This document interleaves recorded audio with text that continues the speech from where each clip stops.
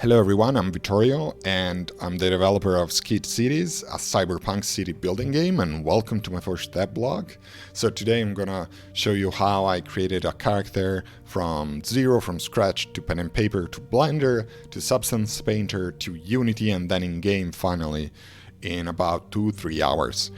And so before we start, I just wanted to explain why I'm doing this. So this is the current status of the game. Skid Cities is a cyberpunk city building game, heavily inspired by SimCities, RimWorld, and City Skyline, not so much actually, and other games like that. I really like sandbox, open-ended games. And so, if you see it as the current status, so you can build structures like, augmentation center and Android distribution centers and police stations and stuff like that. And you can also define zones like a residential area or a factories. And these zones will upgrade based on what you build in the city. So, for example, you can add water and like I'm adding water and then the buildings will upgrade. But you see that when the buildings upgrade, I didn't like that it would just, pop in replacing the older building. There is no transition between those two. And so I had on my Trello list, okay, how do we move on and create an animation? And I didn't want to have some boring construction site animation where you see the workers, bringing stuff. And I wanted to have something more evil, more cyberpunk, something similar to the evil robots that populate the world of the Matrix, if you know what I'm talking about. Like these huge tentacles, metals, they fly and they just build. But in this case, like in the Skid Cities world, robots didn't take over the world yet. They're still bound to the will of you, the player, and of humans in general. And so these robots are evil looking, but they're actually helping you build the city, and they will build the upgrades, and you will see them, busy upgrading houses. And this is the final result. After 3 hours of work, I worked a little bit more after I shot this video on the particles animation, which are a little bit too funny there, but the rest is there. And so how did I do that? Well, I started from pen and paper, and I'm not great at drawing by hand, so I just skimmed through that real quick, and also considered that the model is going to be viewed from afar. So I just took my notebook, scrolled through it, and came up with this very simple concept of, a 2 tentacles robot with some windows in front. And then the next step is I took a picture of that, I imported the picture on my computer, and then used it as background on Blender. And so basically you can see here I started to model it.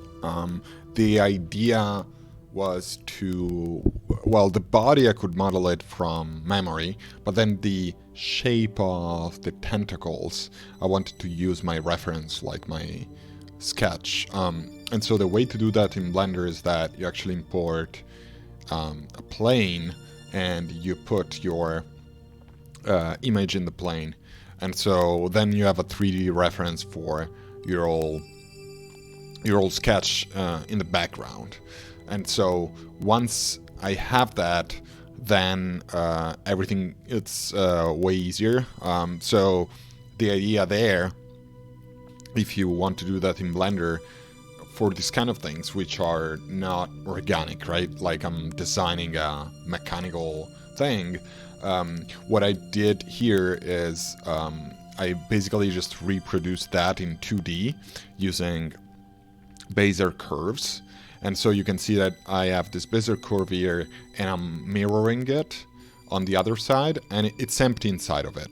But so it's still not ready to be anything more than 2D. But you can see that with the curve, I can adjust and follow this kind of like weird shape that the tentacles have to have. And that was very important because the fact that those tentacles are not only, rotating and moving around in the future when I will do the animation, but they're also bent. They have this kind of like curved shape by themselves. They're already bent even before the robot starts to move. That's what it gives it this weird scary looking vibe to it, and so I wanted to make sure that I was going to reproduce that properly in Blender. And so then to speed things up, like here I'm pressing Control D and I'm duplicating the shape, and now I'm adjusting it so that it looks very similar. And the Bezier curves, they are not the most straightforward thing that you can do in Blender, because basically every curve is defined by points and by segments connected to the points. But once you get your end at it, then they're very, very powerful in order to, they allow you to do these very cool shapes very easily and fast. And so that's what I'm doing right now. And so the next part of the operation is actually the extruding part. So I want to extrude those curves and to make it 3D. And so to do that, you've seen that I had to stop the mirroring, remove it, and then convert the object to a mesh. And now and then I'll extrude the mesh. And the reason why I'm removing the mirroring first is that if you don't do that, then the curve is gonna be applied as a mesh and the mirroring will be applied. And so basically then you have a mesh that has already mirroring, and so then you need to extrude both sides. Instead, I remove the mirroring first and then I transform it to a mesh, so that, and then I applied the mirroring back. And now I just have to, edit the mesh on one side and it's gonna be mirrored. So that's a little trick, and it's the classic thing of Blender that it takes some time to figure out. It's just practice, so I wanted to share it with you. And then you see I'm basically just repeating the same operation for the rest of the shape. I'm looking at it on both sides to make sure that it's nice. And notice that right now I'm also mirroring on the Y axis, which means it's not only mirroring on the left-hand side, but it's also mirroring the depth on the other side of the sketch, basically. And so I'll just extrude it once, and you see it's mirrored on the other side. And I'm basically repeating this operation for the components of the bot. It's important that I keep those shapes as separate meshes, and the reason why I want to do that is it's going to be easier to rig this model later if there are separate meshes, and it's without encountering problems in the animation when you move the bones of the rig, because the bones will figure out, okay, those are different meshes, so they won't be deformed too much. Yeah, so you can see I'm adjusting things, and since you have this weird curve, it takes some manual work, because if you just, I don't know, scale it down, then since it's curved, the scale is not gonna look perfect. So once I'm done with all the different parts, you can see that the next step is building the hands, which are, again, like this is gonna be seen from afar, so I didn't want to work too much on the hands because they're gonna be just too small for the user to appreciate. And what I noticed is that if you make something that is too small for the user to appreciate, it's just gonna look messy from afar. Like, it's not like you're gonna miss it and who cares, like you're just gonna perceive some messiness there. And so you don't want that. You actually want to keep the level of detail at the correct level. You don't want to overdo it. And so I'm just gonna make these simple ends. They're not gonna be very detailed. And then the next step is just make sure that everything is set it up right. I'm gonna hide the sketch behind it, and I'm just gonna look at the model to see if everything looks fine, and it does. And then I'm gonna take a look. So this is the material view. So basically what you want to do before you move on to texturing is you want to apply the materials if you have more materials into the same mesh. And the other thing that I want to make sure about is all of the meshes, they have at least one material attached to them. So, and that next step before I actually move on to texturing, though, the convention is that I set rigging. Up in so basically the idea of rigging mixed up is hundreds of materials that you can have model look with nice. bones inside of that, and then when you animate the model, you're just gonna move the bones, and the bones are gonna move your mesh. And the reason why you want to do that is that it's easier to create natural looking animations, because you're not moving every single vertex, every single mesh, but basically the bone is trying to move the mesh around it, and so it can deform the mesh and stuff like that. Now, it's not extremely useful for mechanical stuff, where you could just move your mesh around, and since it's not organic, it would not look extremely weird. But I find it very, very useful to have bones anyway, to have a rigging anyway, because it's just easier to make smooth animations without having to move a lot of meshes, because basically you can assign priorities to your bones and relationship between them. So if you move a bone that is connected to another bone, then you just move the initial one. I'm gonna show what I mean. And so basically the first step of rigging is you start with bones, and you can also start with a humanoid rig. I found a lot of tutorials around that on Blender, but this is not a humanoid. And so I'm just adding, bones one by one, and then you just select one, press E, and it's kind of extruding the bone. The other thing that you can do if you want is you can mirror the bones, but I didn't want to do that because I want the different tentacles on one side and the other to move independently, to give it this weird, scary robot artificial intelligence look that has independent, moving parts on the left and right side. And so you see that here I'm deciding, okay, where should I place this bone? And I'm gonna decide to place it near the juncture between the different parts of the arm. And the reason why I want to do that is that again, it's gonna make it easier to animate. And so basically you just go like that, and you extrude the bones one by one. And then once you're done, Blender makes it very, very easy to just parent the two objects. So you basically select them both and you parent them. So what I'm going to do is, you see on the top side, what you need to do in Blender is just switch to a mode that it's called pose mode, and that will give you the opportunity of just changing the pose of your rig without changing the mesh, and then on the bottom side you have you're gonna see I'll open up the timeline, and in the timeline you can say, okay, on frame 20 or after 1 second this is the pose, and after 2 seconds this is a pose, and that's how you create the animation. And so the first thing that I want to do right now is create an idle animation. And an idle animation, the idea is like, even if someone is not walking or is not moving, like it's not doing an action, it's still gonna move a little bit. Like you, for example, if you're a human, your chest would move because you're breathing, and maybe you're balancing your weight on one foot or the other.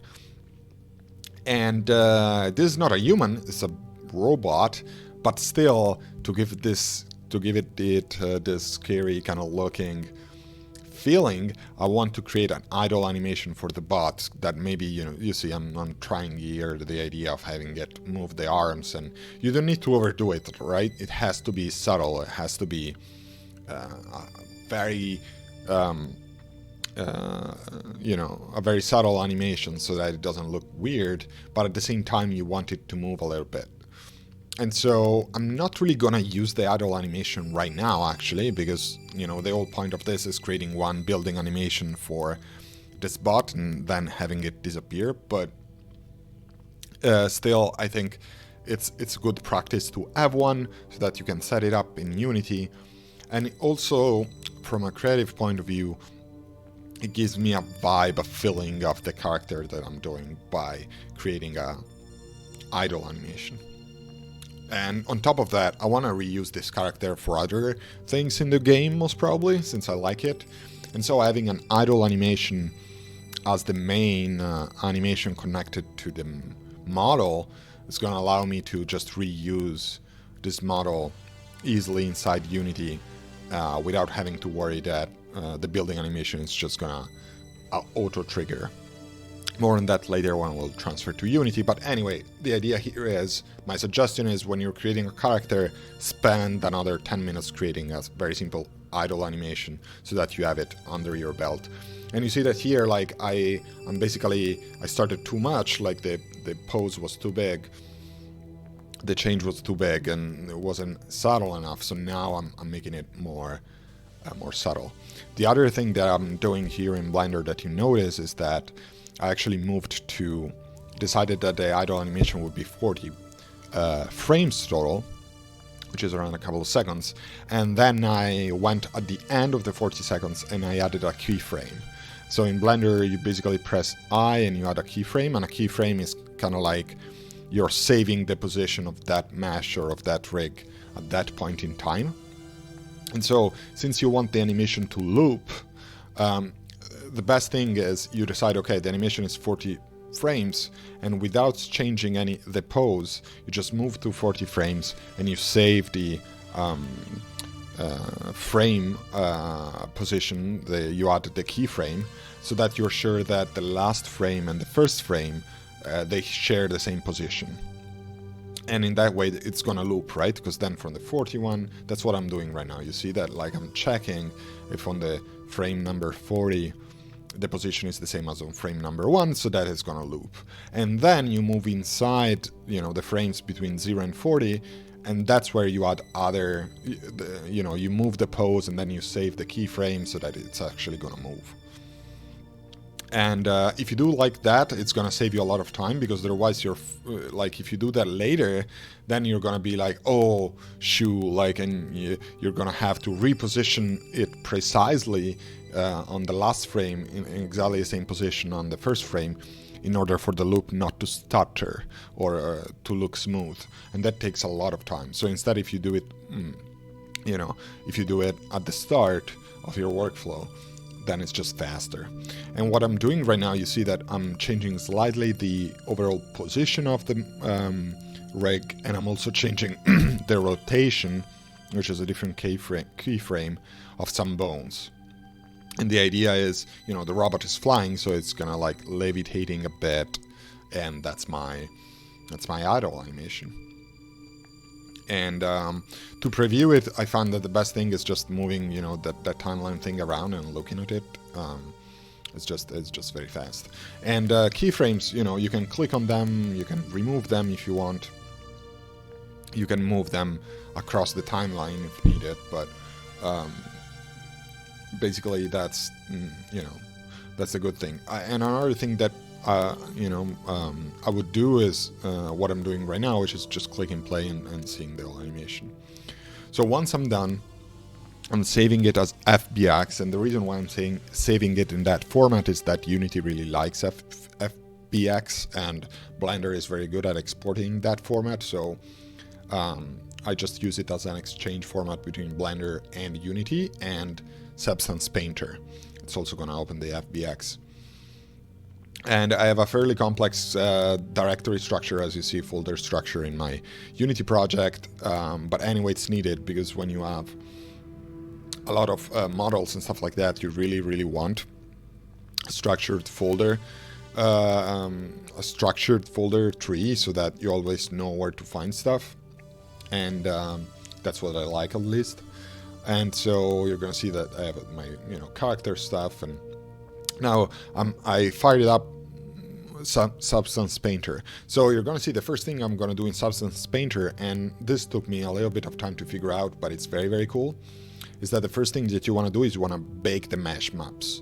And what is this going to do, what it is doing right now, it's going to figure out which parts of your mesh are, behind other parts of the mesh, what is the ambient occlusion, so basically what are the areas which are more hidden, which are receiving less light, what is the thickness and other stuff.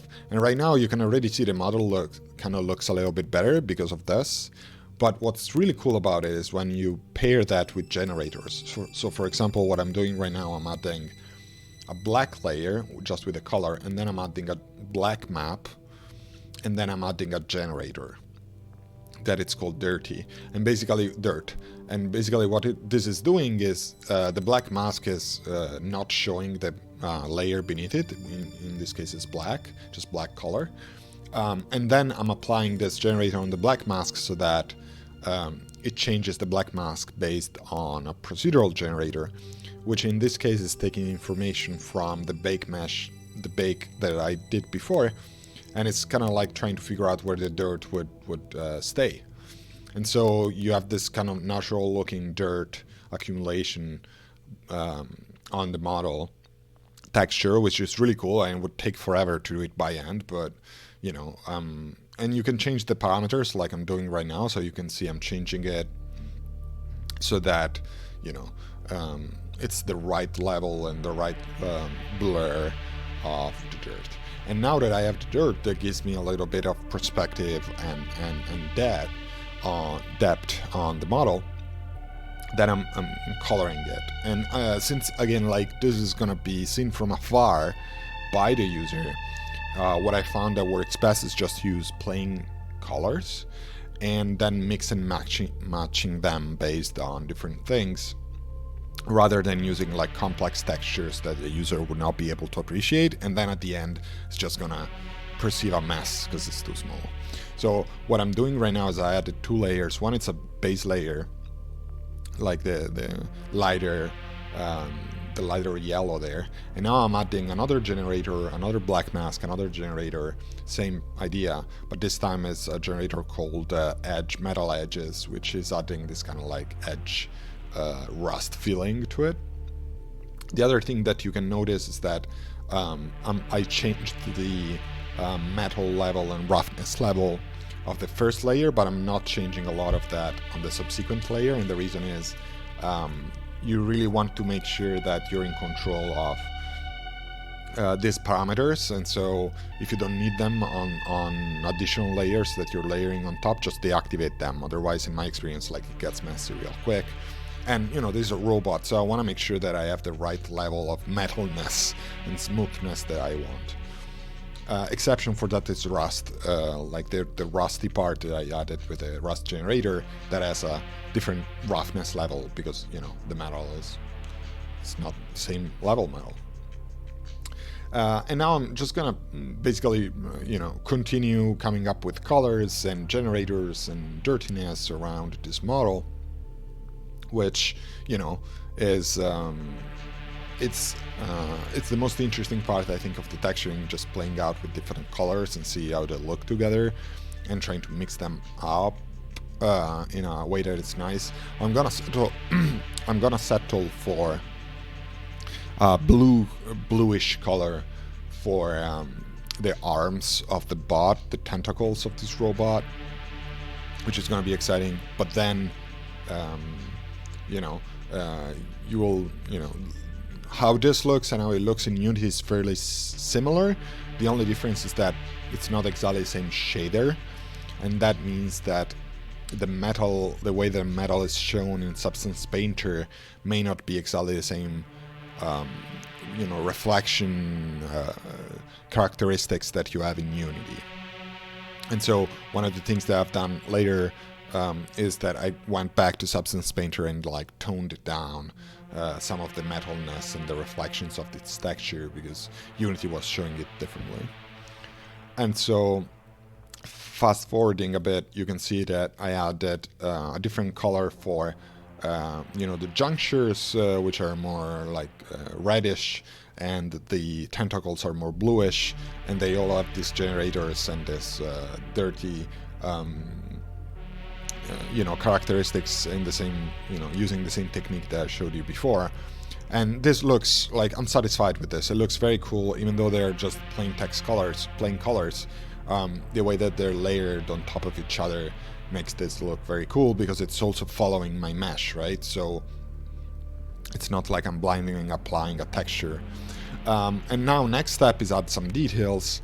I like to add details, especially graffiti, and I made a whole video about how to import real-life graffiti into Substance Painter.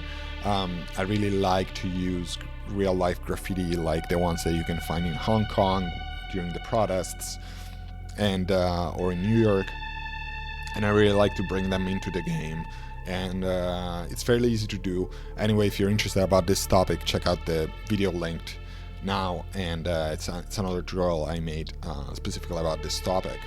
So now I'm adding, I just want to add on the sides a little bit of graffiti. I try to see how they look on top, but it doesn't really look good. Like from afar, you would be very confused about what that is. And so I ended up not adding them on top, just on the sides, which I think it looks fairly cool because the, if a user were to zoom in on the sides, then it would notice it, but from afar you don't really see the sides very well, and so you don't perceive a lot of messiness. So I'm happy with this solution, and I'm always trying to put Easter eggs and details as long as the user is not confused when it's looking for them from afar. I may in the future add a system that like uses smaller textures if the level of detail is lower, if the user is afar, but so far I didn't do that, and it requires a bunch of work, so that'll do it for now. Okay, so once once everything is done in Substance Painter, I'll just export the textures, and then I'm gonna use a script that I wrote some time ago that pairs the materials with the texture, so I don't have to do it manually. And then I want to see the final result in Blender of my idle animation. So you can see here I imported my idle animation, and I imported my model there. The cool thing, you can also see that the windows are going back and forth between being lightened up and being not lightened up, and that's a custom shader that I wrote that it's basically looping through a texture square by square, and that helps in giving that effect. And you can see here, like, my model is actually not in the game yet. I just imported it and placed it under the camera, but the game is actually not spawning it and together with the buildings because I didn't write the code yet. But I'm satisfied. Like, this looks nice. I'll improve that later, but so far it looks great, and most of all, like, the idle animation looks right. The reason why I wanted to double check in Unity is if there are some issues with like the size of the model, the speed of the animation, any importing issue, you want to know it as soon as possible. And so since the actual building animation is going to take some time to model, as you see as I'm starting, before jumping into that, I wanted to make sure that I had no import issues, and I had no, so it was fine. But if I had, it would have saved me a lot of time to discover it now with a simple animation, rather than spending 30 minutes on an animation, then discovering that some settings were wrong and I needed to rebuild the model or stuff like that, and that would have taken a lot of time. So you can see here I imported back to Blender. I imported a construction site, kind of unfinished building model that I made before. It's a very simple model, and I'm starting to come up with the animation. So first I want the bot to move, and so I'm taking the main bone, actually all the bones, and I'm changing their location keyframe and the rotation keyframe so that it looks like it's it's sliding into position. And then I want the arms to move, and so after it's in position, or almost when it's in position, maybe slightly before, and so this is what it's looking like on Blender. It's gonna take some time to get it right. You can imagine that's probably one of the longest tracks of work that you need to do when you're coming up with a character main animation, and the reason is that you want to try different things, and you want to see how it looks, and it doesn't have to be too fast, it doesn't have to be too slow, and you want it to look natural and to convey a feeling. And in this case I went for the idea that one arm it's gonna bend a lot on one direction, kind of like if the bot found something on the bottom left corner to work on, and so you try different things. And the other thing that you want to get right from the start, it's the length of the animation, as I was mentioning before. And so just pay attention to that when you're doing something like that. And then once I'm done, I'm saving this as a separate FBX file. And the reason why I want to save it as a separate file is that I want Unity to recognize this as a different animation. And so in this way, in Unity, I will have two files, each of them will have two animations. You can also put them both in the same FBX file, but I just use two. It's just faster. And then the last thing that I need to do, I need to texture also the construction site thingy. So I'm just gonna do that on Substance Painter. Just gonna scream through it because it's not very interesting. I'll just apply again a lot of generators, dirt, metal, and stuff like that, and then export those textures and connect them to Unity. So then is the moment to bring everything back to Unity, which I think is the most interesting thing, most probably. And so what you want to do there is create the animator. And so the animator has two animations, as the idle and it's the building one. And then I added two parameters to the animator. And it's important that when you're importing the animator and the model, as you see that I'm doing there, you tell Unity to extract an avatar, and basically Unity uses avatar as an idea to use the rig that you created. And you want Unity to keep using the same rig, and by default, since you have two FBX files, it's going to import two different avatars. So just set up the import of the second FBX file properly. And then you see that I connected to two animations. I added two parameters. And the reason why I added two parameters for just one animation is that I want one parameter to be a true-false and one parameter to be a trigger. And so when you have a true-false parameter, it's going to represent, okay, as long as this is true, just keep playing the building animation. And the trigger one, it's going to switch from idle or whatever to the building animation. It's kind of convoluted. Maybe there's another option to do that with just one parameter. I didn't really want to spend time in like minimizing the number of parameters, so it didn't sound like the best use of my time. But if there is a cleaner way to achieve this, please let me know, and in the comments, of course. And so yeah, and now I'm putting everything together, connecting materials to textures, and then. I wrote some code, and I have created a prefab out of the building construction site plus the character prefab that represents the builder. And then attached to the character prefab that represents the builder, I attached a custom script for it. And the custom script is gonna take care of, triggering the animator at the right timing. So that it shows the building animation. So you see that when I click play, the animation will play because the script is going to trigger that.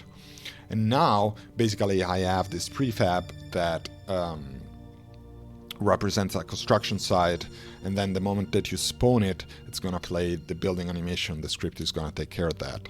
So the last part that I'm missing now to, show this in game is to edit the script that is right now taking care of building the buildings, and between spawning the new building, between hiding the old building and spawning the new building, I want that script to instantiate an instance of this prefab here that represents the animation. Now, things get a little bit boring and a little bit more complicated than that because I have multiple size for buildings, and my building animation, I don't want it to play for every building that you build. I just want it to play for buildings that get updated. And so, my code has to reflect that. So I'm going to edit that into my code. It's not very interesting to show that because it's very, very dependent on your own code. But that said, I'm satisfied with the animation, how it looks in all the different light conditions. As you see in Skid Cities, you have 3 light conditions. Night, day during rain, and evening, like dry evening, and so that's how it's gonna look. But then when I finally finished up scripting, that's how it looks, and I'm actually pretty satisfied with it. So yeah, thank you for listening. again, I'm Vittorio. Skid Cities is going to be out in early access in Steam in December. Add it to the wish list if you want. The link is in the description. Please let me know if you have questions or if you would like me to cover other aspects of the development of Skid Cities. And until then, bye.